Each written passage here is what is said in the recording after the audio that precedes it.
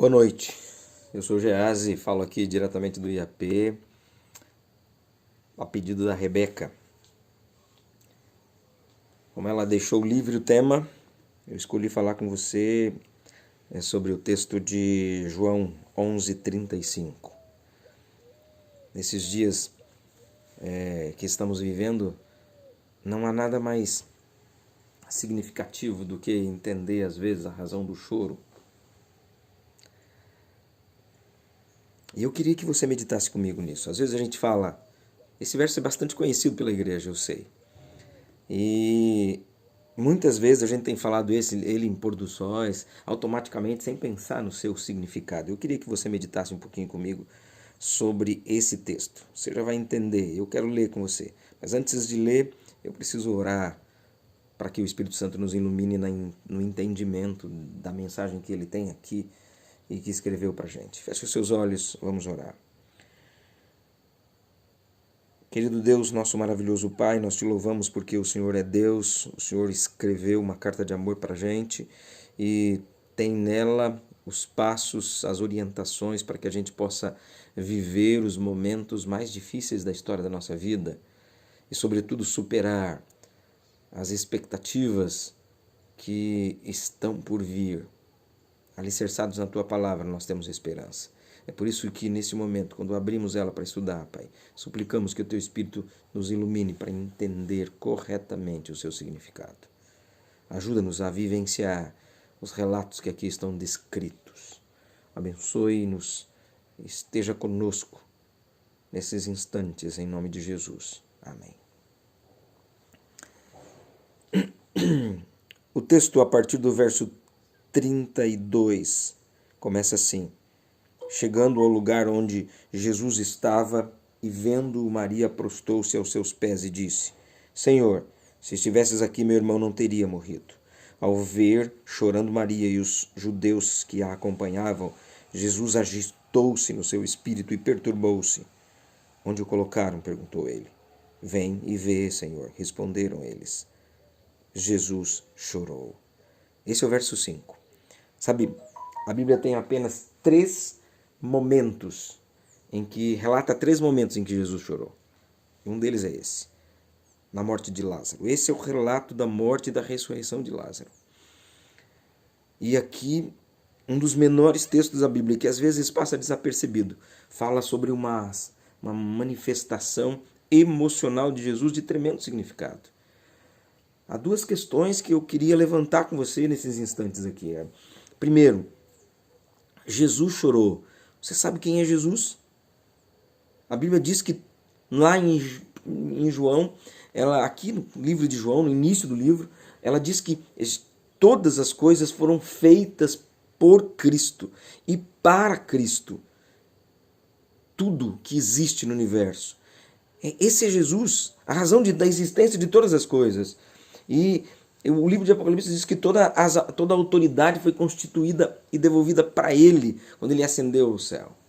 Nós conseguimos entender que Jesus é o dono do universo, juntamente com a Trindade, com Deus o Pai. Toda a autoridade dele, imagina, ele tem domínio sobre todos os mundos.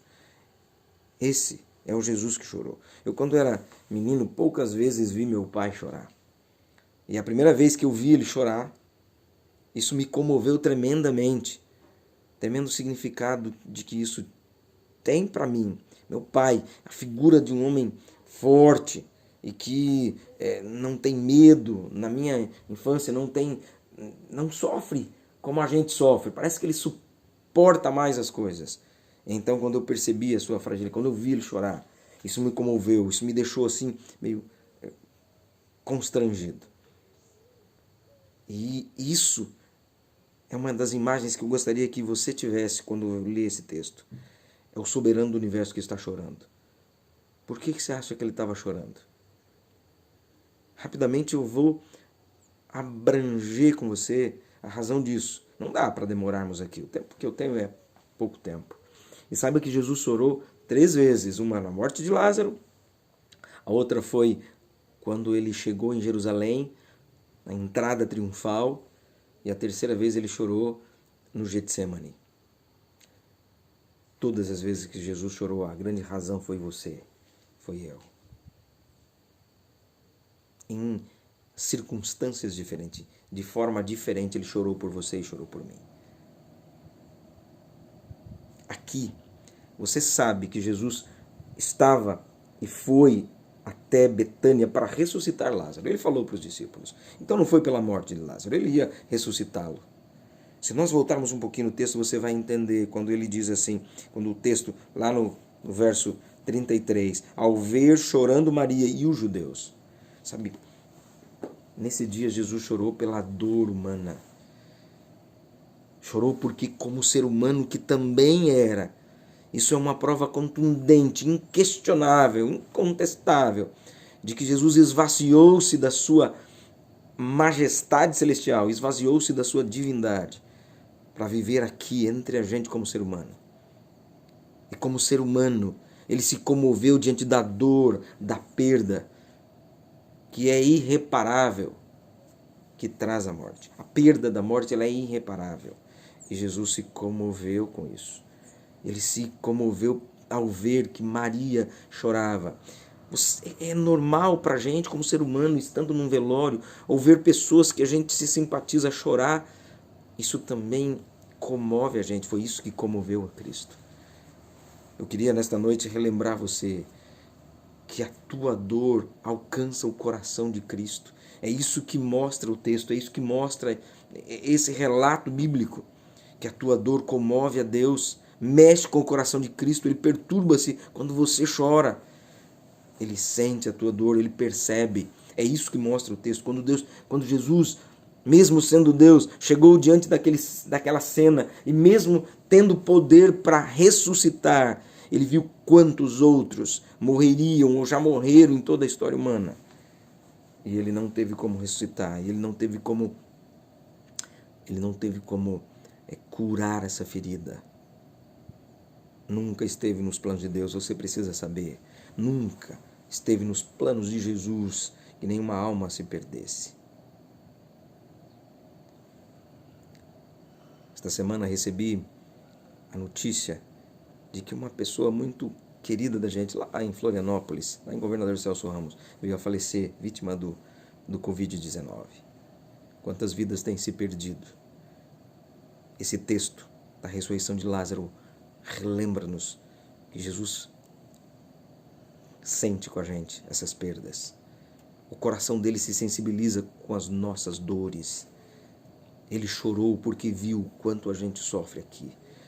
Ele chorou e ele chora por perceber que a tragédia da morte consome vidas todos os dias. E o seu maior desejo é poder fazer por você e por mim o que fez por Lázaro.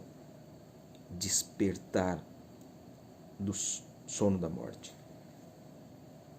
Eu queria dizer para você, Jesus é a saída para tudo isso. Não há problema que ele não possa resolver, não há pecado que ele não perdoe. Jesus tem a cura, Jesus tem a vida e ele quer dar a você e a mim em abundância. E a maior prova disso é que as suas dores ele quer repartir. A tua dor, ele sente com você e por isso é ansioso. Por isso ele tem um desejo forte de minorar, de sarar as nossas feridas, de curar, de acabar com a nossa dor. E essa é a promessa dele. Ele vai voltar e vai terminar com isso para sempre. Seja você atento aos reclamos que Deus tem para a nossa vida. Às vezes a gente não se dá conta. Hoje ainda eu creio, Jesus chora por toda a humanidade. Cada vez que alguém morre, cada vez que a perda da morte atinge um lar cristão, um lar de qualquer ser humano, atinge o coração de Deus.